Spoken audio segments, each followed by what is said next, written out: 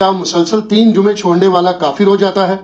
اگر ایسا ہی ہے تو کیا اسے دوبارہ کلمہ پڑھا کر مسلمان کرنا پڑے گا؟ اگر ہاں تو پھر اس نے نکاح کا کیا ہوگا؟ پلیز اس حوالہ سے کوئی ریکارڈنگ کروائیں، کیونکہ پریکٹیکلی مسلمانوں کی اکثریت اس جرم عظیم میں مبتلا ہے۔ انا للہ و انا الیہ راجعون۔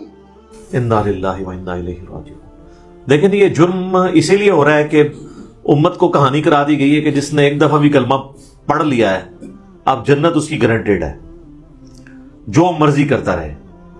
اور یہ بھی چیزیں آؤٹ آف کانٹیکسٹ پیش کی گئی ہیں، یہ اس طریقے سے نہیں تھا۔ صحیح بخاری کی حدیث ہے، نبی صلی اللہ علیہ وآلہ وسلم نے فرمایا میری پوری امت جنت میں جائے گی سوائے اس کے کہ جس نے جنت میں جانے سے انکار کر دیا۔ تو پوچھا گیا کہ من ابا یا رسول اللہ، کس نے انکار کیا؟ تو آپ نے فرمایا کہ جس نے میرا حکم مانا وہ جنت میں جائے گا، اور جس نے میری نافرمانی کی اس نے جنت میں جانے سے انکار کر دیا۔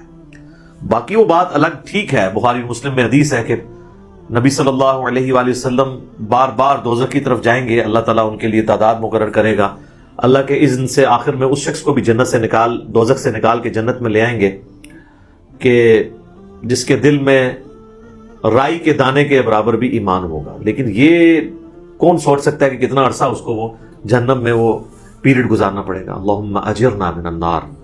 یہاں تو کہہ دیتے ہیں جناب ایک پھیرا لگے گا، آپ کو پھیرے کی لینتھ کی نہیں پتا۔ ہم لوگ تو 5 سے 10 سیکنڈ کے لیے موم بتی کے فلیم کے اوپر نہیں ہاتھ رکھ سکتے۔ دنیا کی آگ، اور بخاری اور مسلم دونوں میں حدیث ہے کہ آخرت کی آگ جو ہے وہ دنیا کی آگ سے 70 گنا تیز ہے۔ تو یہ بات کر دینا بڑا آسان ہے۔ اچھا آپ اس کو دنیا میں اگر کسی کو پریکٹیکلی امیجن کروائیں نا تو وہ کانپ اٹھے گا۔ اگر کسی کو آ جائے نا کہ تمہیں ایک جمعے کی نماز چھوڑنے پر، یا ایک فجر ظہر اثر مغرب کی چھوڑنے پر، فجر چھوڑنے پر فجر سے لے کر ظہر تک ایک 10 بائی 10 کے کمرے میں رکھا جائے گا جس میں 100 کوبرا سانپ ہوں گے، 100 بچھو ہوں گے اور 100 اژدہے ہوں گے، بس صرف فجر سے ظہر تک تم نے وقت گزارنا ہے ایک نماز چھوڑنے پہ، تو وہ کانپ اٹھے گا اس تصور سے، کیونکہ اس کو امیجن کر سکتا ہے۔ آخرت چونکہ دیکھی نہیں ہے تو وہ کہتا ہے بس ٹھیک ہے دیکھی جائے گی انشاءاللہ تعالیٰ، جو کچھ بھی ہے تیرے محبوب کی امت سے۔ تو جمعے کا معاملہ تو بہت سینسٹیو ہے۔ جمعے کی آپ اہمیت کا اندازہ اس بات سے لگا دیں کہ جمعے کی نماز کے اوپر ایک پوری سورت ہے، اس کا نام ہی سورۃ الجمعہ ہے، سورت نمبر 62 پارہ نمبر 28 میں، اور اس میں باقاعدہ اللہ تعالیٰ نے جمعے کی فرضیت کا ذکر کیا ہے۔ اعوذ باللہ من الشیطان الرجیم، بسم اللہ الرحمن الرحیم، یا ایھا الذین آمنوا اذا نودی للصلاۃ من یوم الجمعہ، اے ایمان والو جب ندا دی جائے، اذان دی جائے جمعے کے لیے، اس کی نماز کے لیے جمعے کے دن، فاسعوا الی ذکر اللہ، تو جلدی سے لپکو اللہ کے ذکر کی طرف، وذروا البیع، اور تجارت چھوڑ دو، ذالکم خیر لکم ان کنتم تعلمون، اسی میں تمہاری خیریت ہے اگر تم جانتے ہوتے۔ فاذا قضیت الصلاۃ، ہاں جب نماز پڑھ چکو، فانتشروا فی الارض وابتغوا من فضل اللہ، اس کے بعد تم زمین میں پھیل سکتے ہو اور اللہ کے فضل کو تلاش کرو۔ یعنی صرف جمعے کے اس ٹائم پیریڈ کے لیے آپ نے کاروبار زندگی کو ترک کرنا ہے۔ وَاذْكُرُوا اللَّهَ كَثِيرًا لَعَلَّكُمْ تُفْلِحُونَ، اور اللہ کو بہت کثرت سے یاد کرو تاکہ تم فلاح پا جاؤ۔ تو جمعے کی فرضیت قرآن میں آئی ہے، اس سے آپ اس کی اہمیت کا اندازہ لگا سکتے ہیں۔ باقی جتنی نمازوں کا ذکر ہے وہ جنرل ہے ان کی فرضیت کے اعتبار سے، یا ایون سورۃ النور کے اندر صلاۃ الفجر اور عشاء اور ظہر کا ذکر آیا ہے تو وہ پردے کے اعتبار سے آیا ہے۔ فرضیت کا جہاں تک ذکر ہے نا اسپیسیفکلی، وہ جمعے کی نماز ہے، اسی لیے اس کی سب سے زیادہ امپورٹنس ہے۔ اور جمعے کی بھی نماز کی امپورٹنس نہیں ہے، جمعے کی اس ایکٹیویٹی کی امپورٹنس ہے۔ نماز تو اللہ تعالیٰ نے اس دن ویسے ہی کم کر دی ہے، 4 کی بجائے 2 فرض کر دی ہیں۔ خطبے کی امپورٹنس ہے، اور یہ مسلمانوں کی ایک ویکلی پولیٹیکل گیدرنگ ہے، اور سالانہ پولیٹیکل گیدرنگ مسلمانوں کی عید کی نمازیں ہیں، اور انٹرنیشنل گیدرنگ سالانہ جو ہے وہ حج کی گیدرنگ ہے۔ یہ یعنی جمعے کے خطبے اس لیے نہیں ہے کہ یہاں پہ آپ نے لوگوں کو یعنی نکاح، طلاق اور استنجے کا طریقہ یہ ساری چیزیں بتانی ہیں، اصل میں پولیٹیکل ایشوز کو ایڈریس کرنے کے لیے، تاکہ لوگ ایک پیج کے اوپر آئیں مسلمان۔ اسی لیے جمعے کی گیدرنگ ایک شہر میں ایک سے زیادہ ہونی بھی نہیں چاہیے۔ یہ تو آج کل ایک چندے کے چکر میں اتنی جامع مسجد بن گئی ہیں، ادروائز اصولاً دیکھا جائے تو ایک شہر میں ایک جامع مسجد ہوگی۔ ایران میں آپ چلے جائیں، تہران میں ایک جگہ جمعہ ہوتا ہے اور 15 سے 20 لاکھ لوگ ایک جگہ جمعہ پڑھ رہے ہوتے ہیں، اور ایران کا پریزیڈنٹ جمعے کا خطبہ دیتا ہے۔ یہاں پہ بھی ہمارے پرائم منسٹر کو فیصل مسجد میں خطبہ دینا چاہیے. تو آپ دیکھیں پھر کس طریقے سے قوم ایک جگہ جمع ہوتی ہے. ہم تو ایک قوم بھی نہیں اسی وجہ سے. بل یہ الگ سے ایک ٹاپک ہے. جمعے کی فرضیت کے اعتبار سے سورۃ الجمعہ کافی ہے. بخاری اور مسلم دونوں میں حدیث ہے. نبی صلی اللہ علیہ وآلہ وسلم نے فرمایا کہ اگرچہ ہم سب سے آخر میں آئے ہیں لیکن قیامت والے دن ہم سب سے سبقت لے جائیں گے, یہود و نصارہ سے بھی. پھر نبی علیہ السلام نے اس کی ریزن بتائی کہ اللہ تعالیٰ نے جمعے کا دن یہودیوں پر پیش کیا, انہوں نے اس کی قدر نہیں کی, انہوں نے ہفتے کا دن اپنے لیے چوز کر لیا. پھر نصارہ پہ پیش کیا, انہوں نے اس کی قدر نہیں کی اور اتوار کا دن انہوں نے چوز کر لیا. پھر اللہ نے ہماری رہنمائی کر دی جمعے کے دن کے لیے.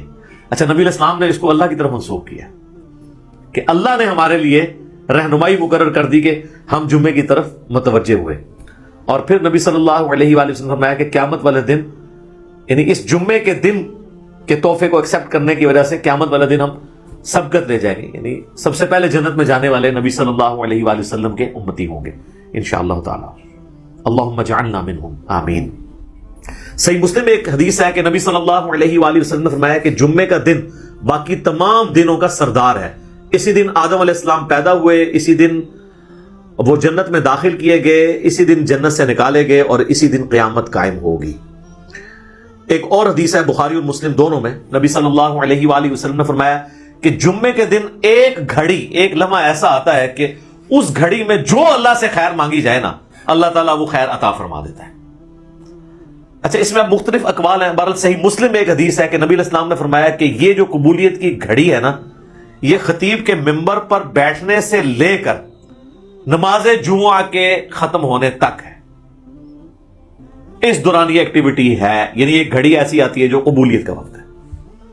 ویسے پبلک میں مشہور ہے کہ وہ 2 خطبوں کے درمیان وہ بھی ہو سکتا ہے, اس کے علاوہ بھی نماز کا بھی وقت ہو سکتا ہے جس میں آپ اللہ کی طرف رجوع لاتے ہیں.